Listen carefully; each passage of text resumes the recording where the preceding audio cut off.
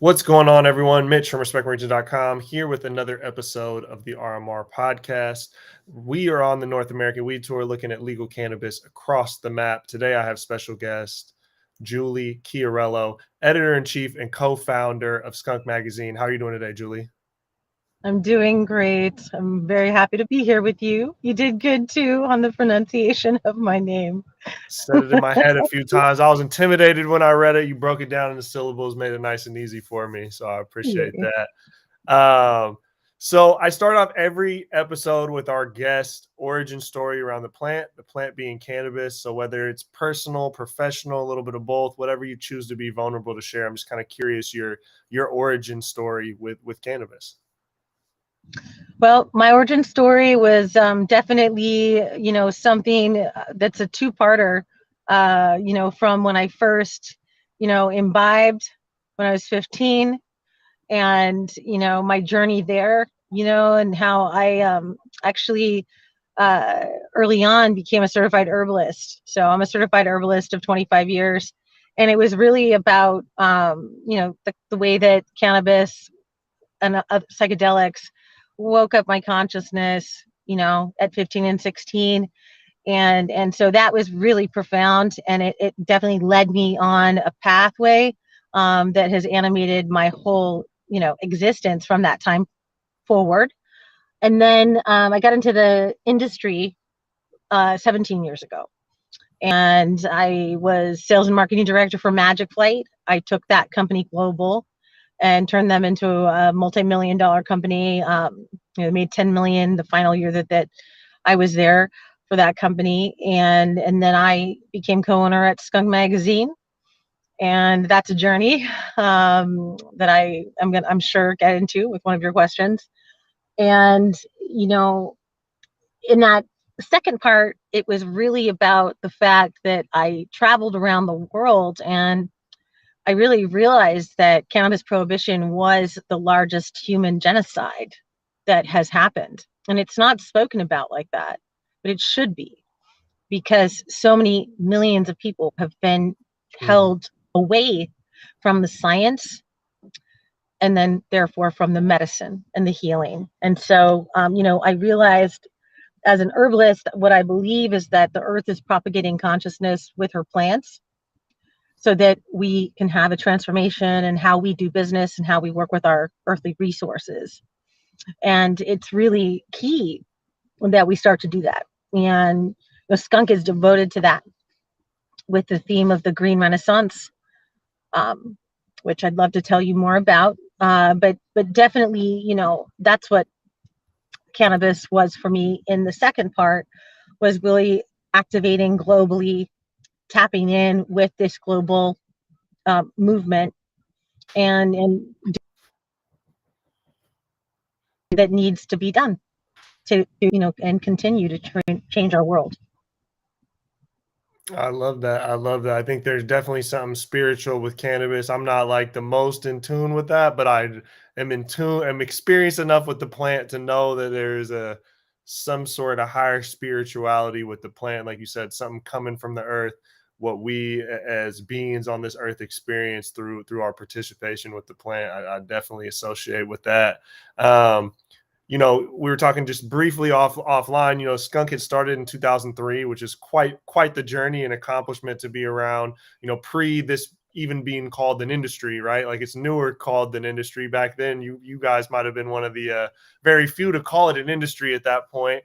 And there's been some changes along the way, but I'm kind of curious the initial inception and a little bit of that journey with Skunk getting started in 03 and then transitioning through the time to up until legalization over these past, it seems like almost past decade. It's really moving rapidly and changing right now.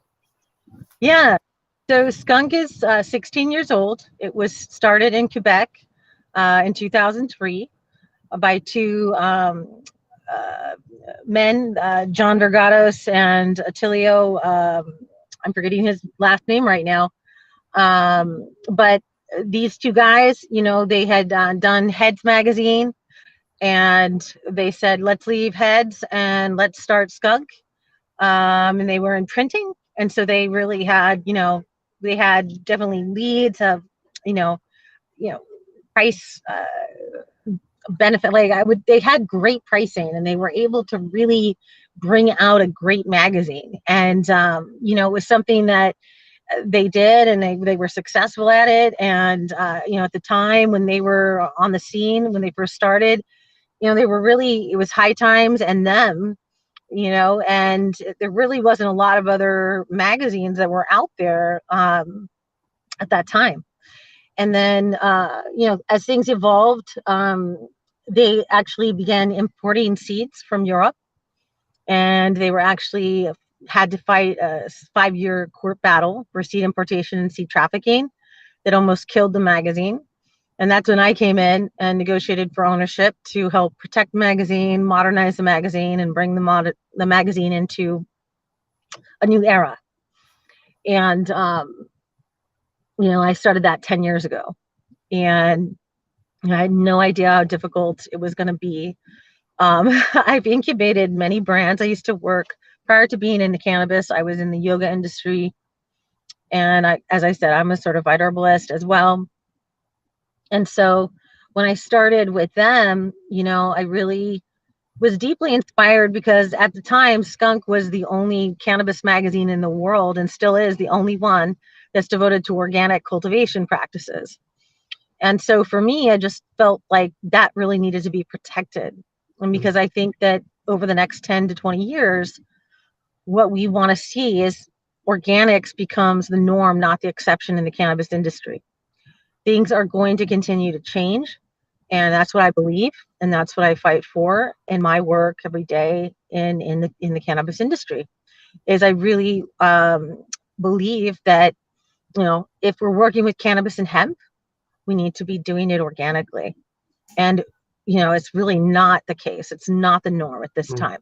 Because of 125 years of prohibition, we have this kind of wild, weird existence of indoor growing and what that is.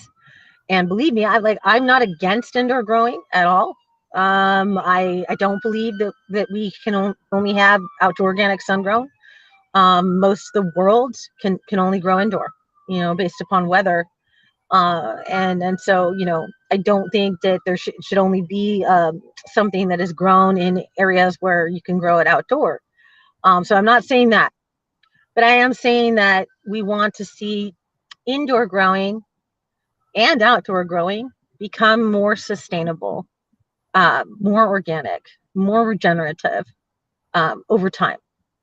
And we want to see, one of the things that I focus on in the magazine is just to keep showing clean indoor growing practices and how the science pencils out, and how you do get, higher terps,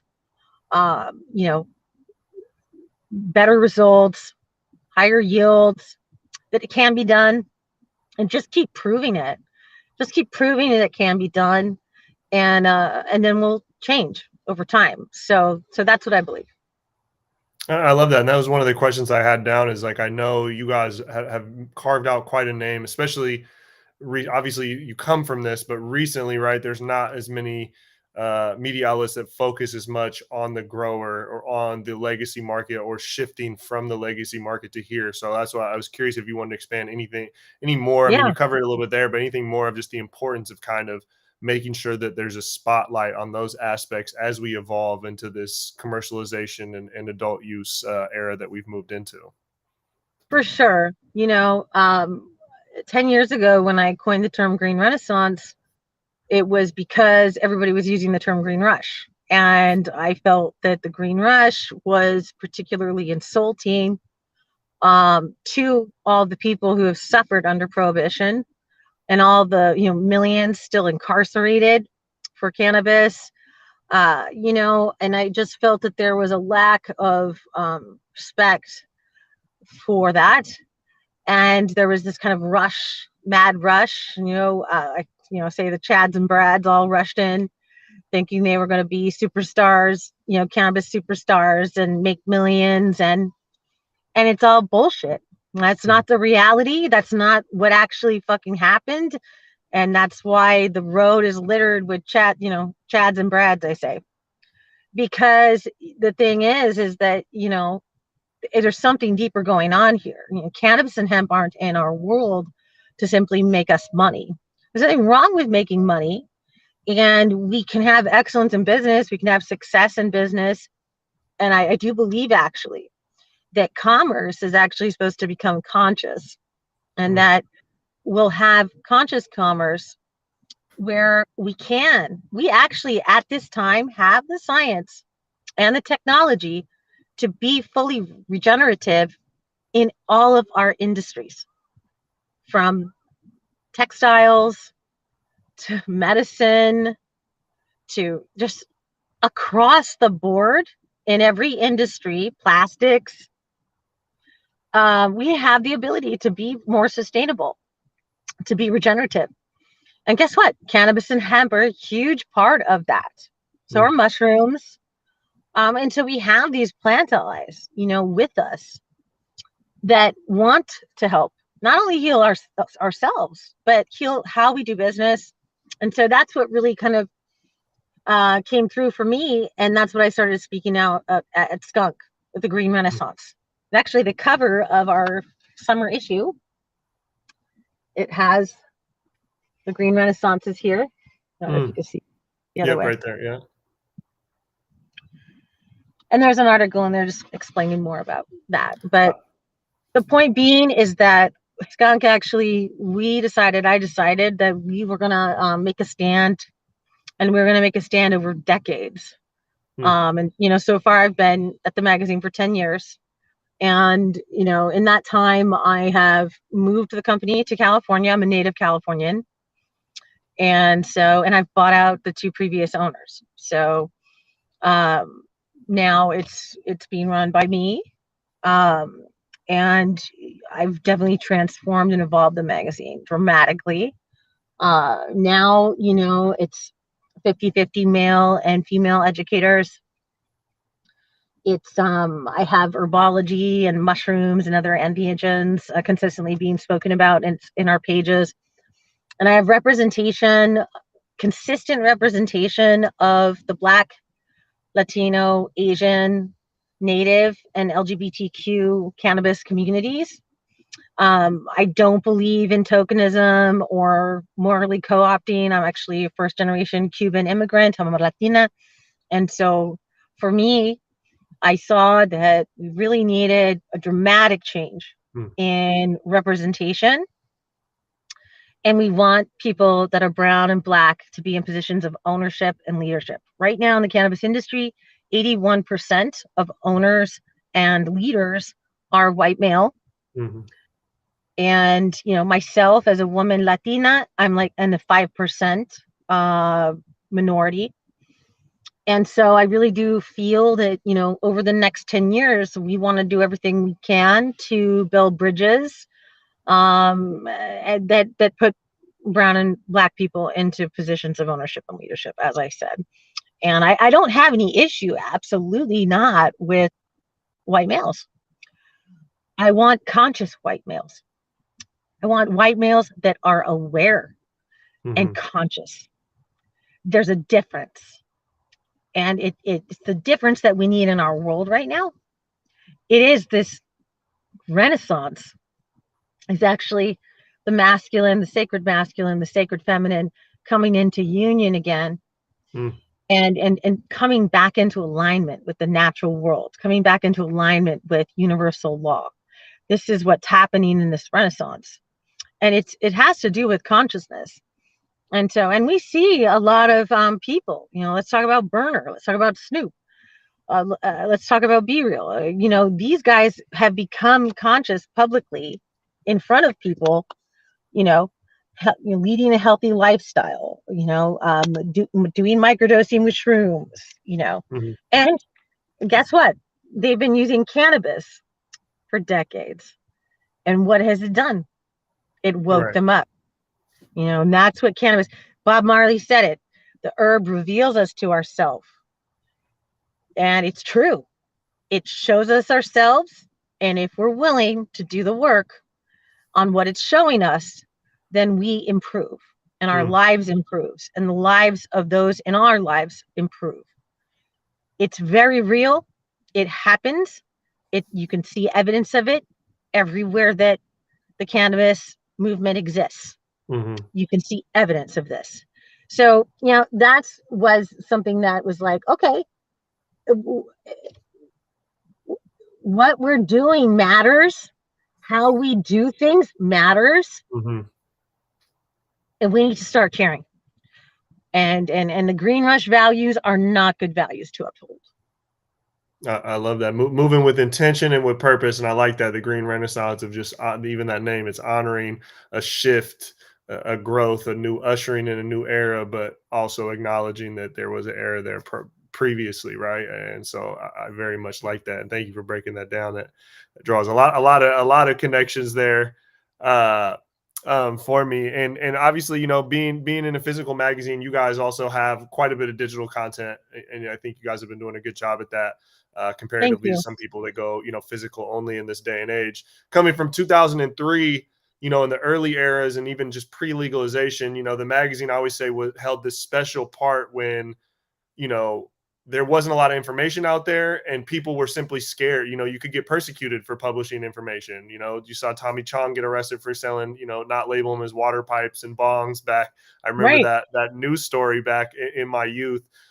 You couldn't get information on Green growing or cannabis anywhere other than a magazine. And although things have shifted to where now we can go to Google and there's information there and people feel comfortable now searching those, you guys, I think, have ushered into that while still having the physical magazine as well as being digital. But I'm curious from your perspective what is the role of having physical print still what role does that hold within the industry in the 2020s? Well, for me, I'm a poet and I'm a writer. I'm a, a romantic person. There's a certain romance to print. There's also, if you get into kind of ancient understandings of print, it's alchemy.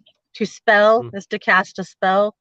So there's something that's powerful about black and white print that is not, you're not going to experience that online.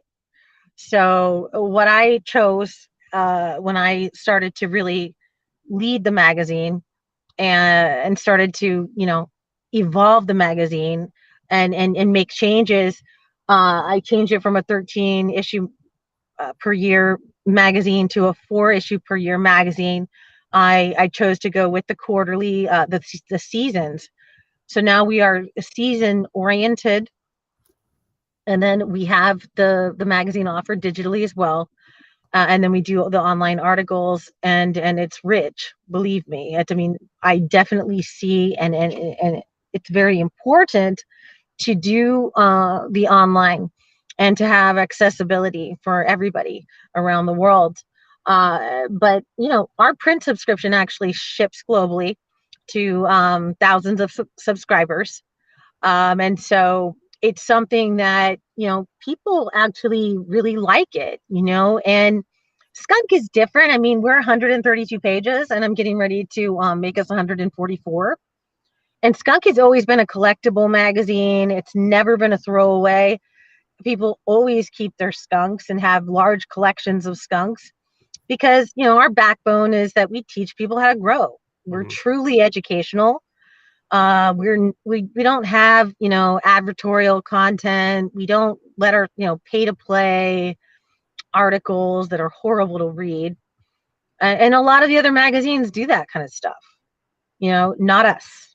So when you open the magazine, every single article is going to be something that's worthy and educational and enriching, inspirational, leads you in some direction, helps you to develop as a grower. And we still have extreme focus on genetics. We work with the top breeders in the world. And so, we're constantly seeding that of like, what should you be growing? How should you be growing it? This is our focus. So we're always going to keep print. We're going to always keep print. There's always value in print, and it's, like I said, it's a collectible tome that people will keep and hang on to for decades and pass their collections on. Absolutely. And I know when it's, focused around something that's interest right that like that, I get the collectibles. My wife's always trying to get me to throw out these hip hop and skateboard magazines I have from my youth. I barely even look at them, but I'm like, man, I cannot. There's no. I'll cart them around, move to move, in these heavy ass boxes, but I can't bring myself to recycle them. Man, I gotta hold on to them. Another aspect I've seen that you guys been doing is from moving to that kind of quarterly release is also doing, release, taking advantage of that to be able to do parties and events. And I know you guys have one coming up here on the 6th, the fellowship in sequence with this summer issue drop. So I'm just curious kind of your approach on connecting, a physical magazine with a physical event and the, kind of the inspiration behind that. Thank you. Yeah, we're really super excited that we're getting, started doing parties again. We had been doing comedy speakeasies in Quebec when I lived there for 5 years. We were doing events for Skunk, and they were very fun, and I was definitely just ready to get started again. And the event is a mixture of, a summer festival with 6 hours of education with panels of various leaders in the space, and then it's going to turn into a music festival with a great band and DJs, so people can kind of let loose and have some fun and dance and enjoy themselves. It's at a downtown LA art district location, and there's a really nice indoor area that's going to have about 5 different lounges set up that people can hang out in. During the day, we're going to have, the chairs set up, the folding chairs, so that people can sit and observe. And we're going to have, panels beginning on the hour, starting with Future Cannabis Project. They're going to do a live show starting out the day, which we're very excited about. And then we have, a Green Renaissance panel. We have a Women in Cannabis panel. We have an incredible breeders panel with compound genetics and Masonic seeds. And who else is on that panel? I'm forgetting the other panelists. Forgive me, but definitely compound genetics and Masonic are going to be doing an awesome panel. And then we have also Joseph from Snow Till Organics and Mountain Organics. They're going to be doing a panel on how to do clean indoor growing practices, talking about building your soils and, how you can get better results. What are the pathways and the techniques to do that? So to be really in-depth, super educational, like where you can take it away and really, improve what you're doing in your grow room. So those are the panels happening. And during that time, the green market is going to be going on outside at Farmers Market with various types of vendors.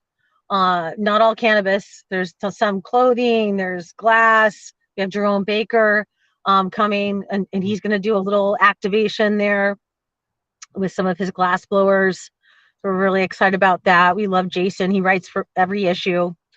And then we have, dab bar activations, infused drink activations, and then definitely, flower vendors. So that it's going to be a really beautiful mix during the day of this kind of like, farmers market, green market happening outside, and then panels happening inside. And then at 6 o'clock, the first DJ is going to begin, and he's going to be playing for a couple of hours. And then we're going to have a band come on, Justifia band, and they're going to play for 2.5 hours. They're incredible. And then we're going to go with a DJ. The same DJ is going to play a second set from 12 to 2. So, it's like, bring your dancing shoes, and we're going to have, various different lounge areas where you can be rolling up, chilling out, having a good time, having a wonderful time, summertime party. So that's kind of the mix, of education and fun, which is definitely who I am. And so I just think that that's, what people also are looking for. And we're going to start doing these quarterly. It's going to be, something that I think people can look forward to every quarter. So that's the basics of, I of, love of it. what we're doing with the event. You mix it And this entertainment, one is called the Fellowship of the Ring. Yep. So it's themed with Lord of the Rings.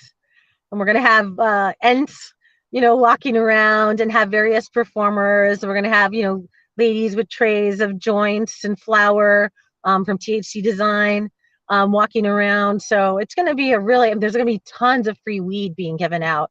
And then we're going to do the seed swap with Masonic, where people can come and swap their seeds, which is super exciting. And Masonic is actually doing a seed drop as well, which is very, very special and very exclusive. So that's happening. So yeah, it's just so many different things going on. That's what I really wanted, I wanted a really kind of rich day. We also have, great food vendors. We have like a stone pizza vendor, and then we have a guy making infused burgers. Total stoner delight. And, and we have a guy doing shave ice during the day. So yeah, it's going to be really fun, and I think people are going to enjoy themselves. And so Yeah, it's that'll on be great. Saturday, August 6th. It's at the 91 Club Vortex. And let me get you the address. 1 second. Oh, it's 2346 Porter Street. So it's downtown LA Art District, 91 Club, Skunk Magazine, Summer Lunch Party, the Fellowship. And yes, please come out. You can buy tickets at the door, or you can buy tickets now. If you go to the Skunk Magazine IG, the link is in the bio for you to check it out. If any sponsors are listening, there's still actually opportunity to be a sponsor and to have a booth or a table at the show. So hit me up if you want to do that. And please come out. It's going to be a great time. And like I said, you don't even have to get on the website and buy a ticket ahead of time. You can come and you can buy a ticket at the door, and there will be VIP packages available. And we are going to have a bar. You can buy a wristband for a bar pass. So yeah, we have literally everything. Everything that you could want is going to be there to have a wonderful time. And yeah, come out. And thank you so much for letting me speak about it and tell people what's going on with that. Absolutely, man. Like you said, events are back. COVID kind of held us down for, a year and a half, 2 years, depending on what market you were in. And it's nice to think everybody kind of went to the internet, and I feel like kind of relationships spread. Companies were hiring people, and without pertaining to any localized market, they were just hiring talent everywhere. And I think a lot of us, with whatever industry we're in, we were seeking fellowship and connection on the internet. And so it's nice now that events like this come together and give everybody an opportunity to take these relationships away from, little email icons and signatures and LinkedIn DMs and comments, and move them into the real life, Right. It is. It feels good. It feels exciting that we can start being all together again, truly, because it is medicine, it is healing. Absolutely. And that's why I like, having that mix of education and entertainment, makes so much sense for the cannabis space. Because I think anybody in cannabis is always looking to learn, whether it is just simply finding new genetics or discovering a new strain or a new cut of a strain you already like, or learning more about terpenes and the innovation Right. of concentrate types or whatever. There's so much newness that we're seeking, and anybody in the cannabis that's really in the cannabis space is most likely a consumer as well. So it's always nice to be in those environments where we can just normalize and break that stigma, consume what we want to consume, how we regularly do, and still be able to maneuver and network with individuals and learn, and kind of combine all those elements at one time. True. I agree.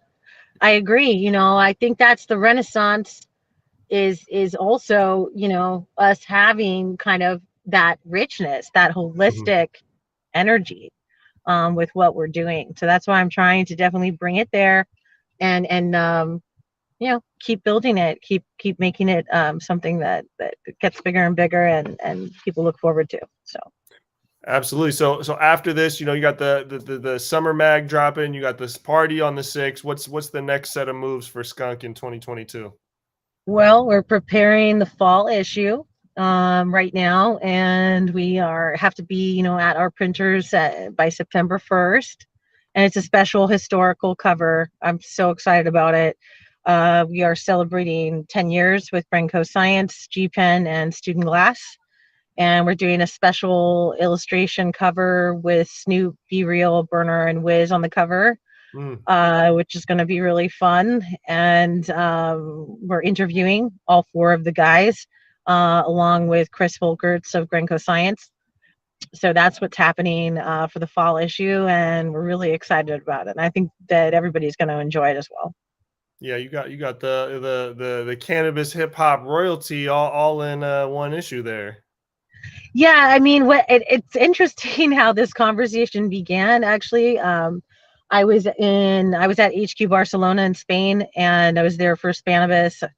I've been to 10 Cannabis. I love it. I used to live in Barcelona and Catalan. My family has origins in Catalan as well, and so I was there at HQ, and I ran into Jordan from G-Pen.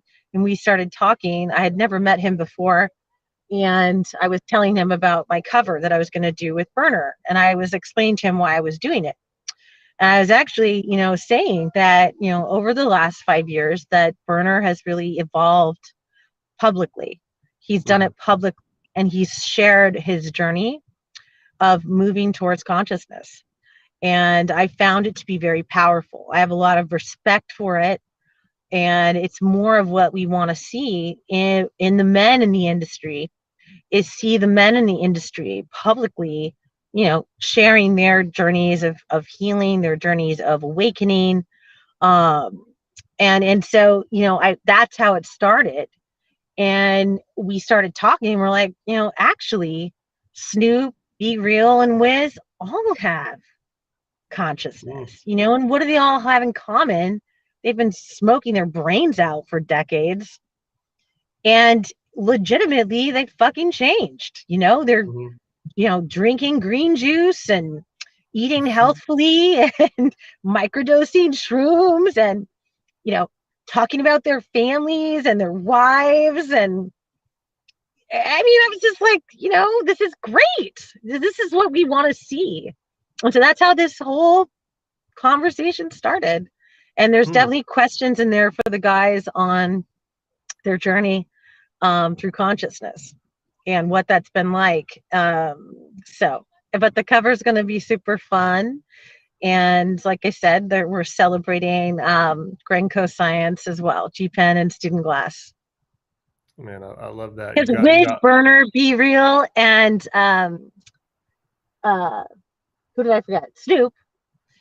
They all 4 are the main talent that pushes G-Pen and Student Glass.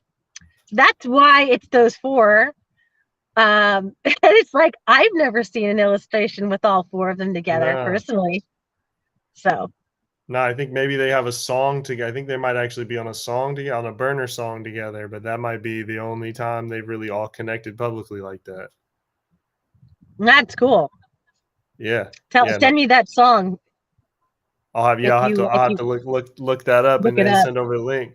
Well, Julie, I really appreciate having you on here. Super excited to hear about what you guys are doing this summer, and then quickly following it up with it sounds like even more of a banger issue here for the fall. It's going to be pretty monumental. We look forward to checking that out and probably sharing some love through our platforms on that. Just really appreciate your time, sharing your journey and a little bit about Skunk and just kind of the media place in cannabis with that approach of intention and kind of a higher purpose attached to it. Thank you so much. Thank you so much. And thank you for the work that you're doing, and going on your tour and the consciousness that you're seeding with that. It's awesome. And, thank you so much for having me on. I really appreciate it. I really appreciate, getting the word out about what we're doing at Skunk. Definitely, anyone listening in, you can find us at www.skunkmagazine.com, and same for IG, Skunk Magazine, same for Facebook, Skunk Magazine. You can also find me, Julie Chiariello. I'm on IG. I'm on Facebook. I'm very approachable, very reachable. If you have a story, if there's something important that you think should be heard or should get out there, or if you're a breeder or a small business owner, feel free to hit me up. And appreciate everybody. And just so you know, too, the magazine can be found in 4,000 doors across North America. We're in all the Barnes and Nobles. We just did a summertime promotion to push the magazine to the front of the shelf in all Barnes and Nobles across the nation. And we have, thousands of subscribers globally. You can totally sign up for a subscription, either print or digital. And so, come and check us out. See what we're doing at skunkmagazine.com. And thank you so much. We really, really appreciate it. Awesome. Well, thank you, Julie. This is the RMR Podcast. We'll be back with more content this week as we're on the North American Weed Tour looking at cannabis across the country and beyond.